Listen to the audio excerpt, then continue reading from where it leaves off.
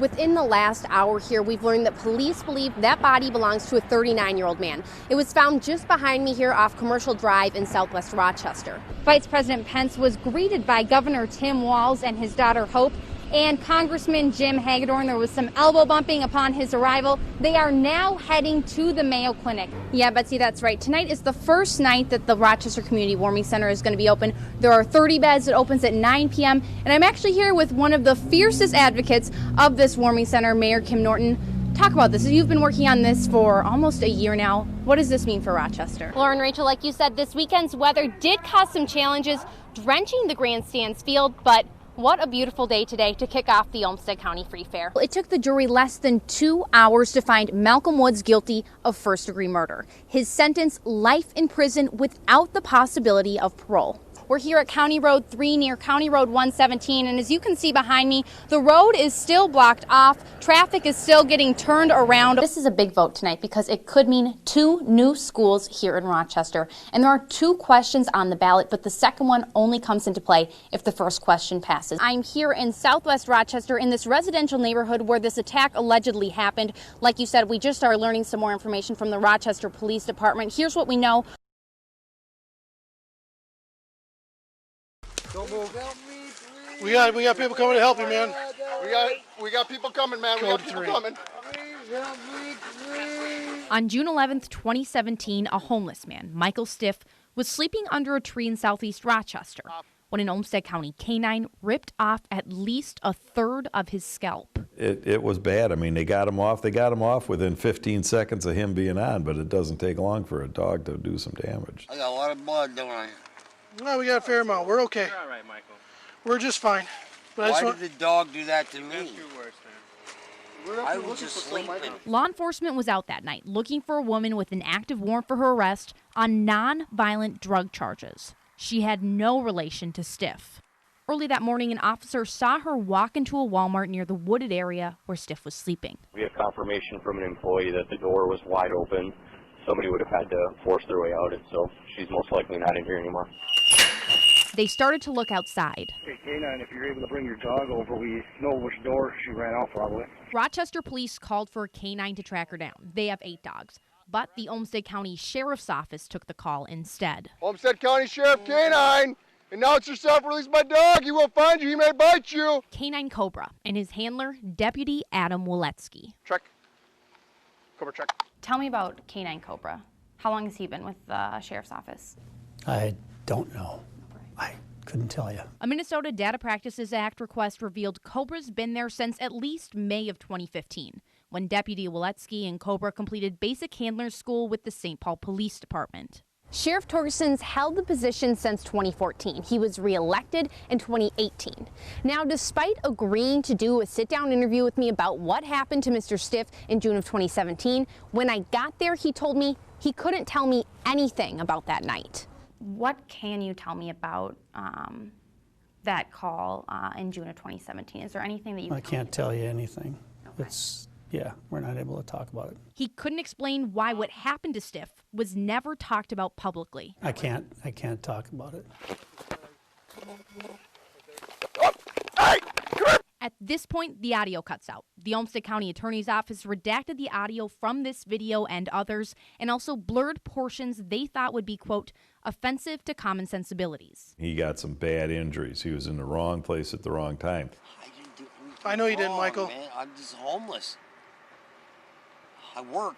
In October of 2019, the county board voted unanimously to settle a claim with Stiff for $650,000.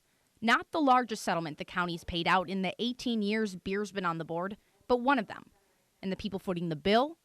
Olmsted County taxpayers. We're self-insured, so I mean that comes out of our budget. So, you know, just looking at it, probably 1% of a levy increase would be about, I don't know, $800,000, $900,000. So this would, you know, the $650,000 comes out of the Olmsted County taxpayers' pockets. Stiff's attorney said the settlement included a confidentiality agreement, which Stiff would honor. But in a letter sent to the Olmsted County Board of Commissioners in August of 2017, Stiff's attorney described his client's injuries as grave and potentially life-threatening, adding that a third of Stiff's scalp could not be reattached, and he will need extensive skin grafting to try and cover the bear's skull. You doing okay? I'm hurt.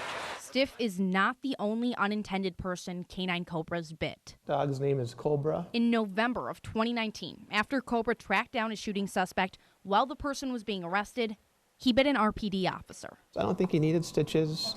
I mean, he's going to be fine.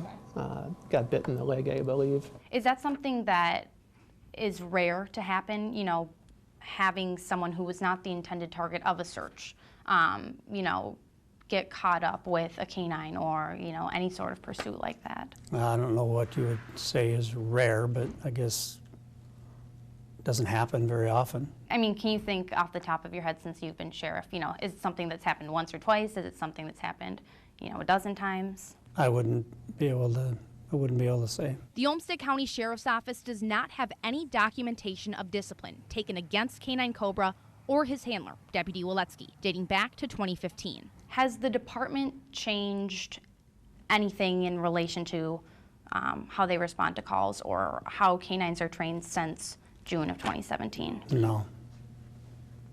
Not only is Cobra still out in the field, he's out with the public. This post from the Sheriff's Office Facebook page in December shows Cobra and his handler visiting with kids at Christ Lutheran Church in Byron. Why does someone do to me this way? I didn't do anything to anyone. With Cobra still on the streets and $650,000 in Stiff's pocket, the only changes the county's made since that incident are to its taxpayers' wallets. A data request found that since 2015, the Sheriff's Office does not have documentation of any accidental or unintentional bites where a county canine bit a person who was not the intended target.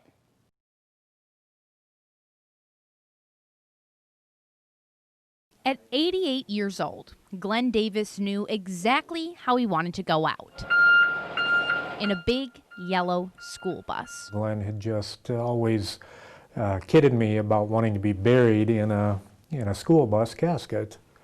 And every time I would run into him, he would always ask me if I had found the casket yet. But even for a funeral director, school bus shaped caskets are not easy to find. So just out of friendship, we started putting one together for him. That was almost 6 years ago. In the time since, Glenn proudly showed anyone he met photos of his casket. I think it's amazing. It just fits him so well. And he's not a big showy person by any means, but it's just something that touched his heart all of his life. For 55 years, ever since he was a senior in high school at Grand Meadow, Glenn was a bus driver for the district. He was very proud of the fact that he hauled 3 generations, you know, kids, and then later on their kids, and later on their grandkids. The kids loved him. I mean, they could not wait to get on his bus, especially at Halloween or their birthdays. He would give out great big candy bars. But to paint him as only a school bus driver would not even begin to describe him. He was your cheerleader. He was the best guy to come in and be in your corner. You would want to be in the corner. One of those people that could get along with just about anyone. He just made you feel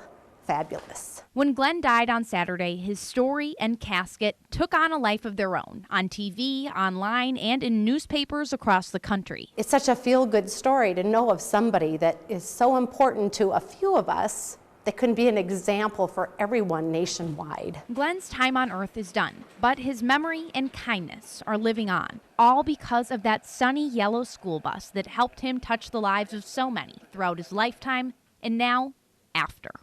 In Grand Meadow, Alice Keefe, ABC 6 News.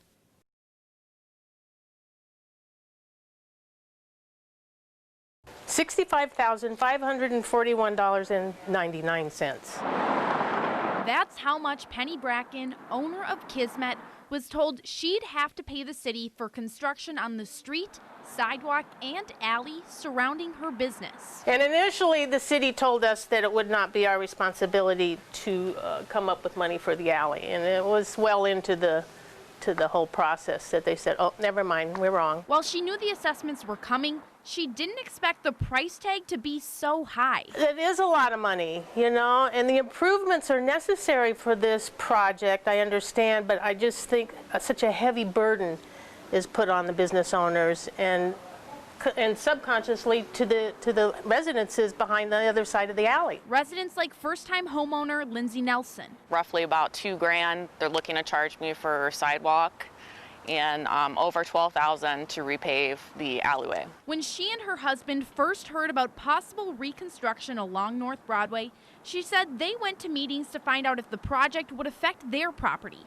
which sits on the alley on the west side of North Broadway. Definitely made the statement, how is this going to impact us? And at no point in time did that person say, you know, you could be billed for this. Rochester Public Works Director Chris Petrie said while special assessments are a common funding source, they can be a burden to those holding the bill. We recognize anytime you specially assess any property, which is allowed, of course, through state statute, it makes a big impact, and it's a big impact, and it can affect whether it be a business owner, their livelihood, or a residential property owner and a homeowner. Councilmember Sean Palmer said that's why this week the city sent property owners a new letter, which said they won't be responsible for the alleyway. Part of the reason for that is the confusion that at first we were going to do it, we weren't going to do it, then we are going to do it.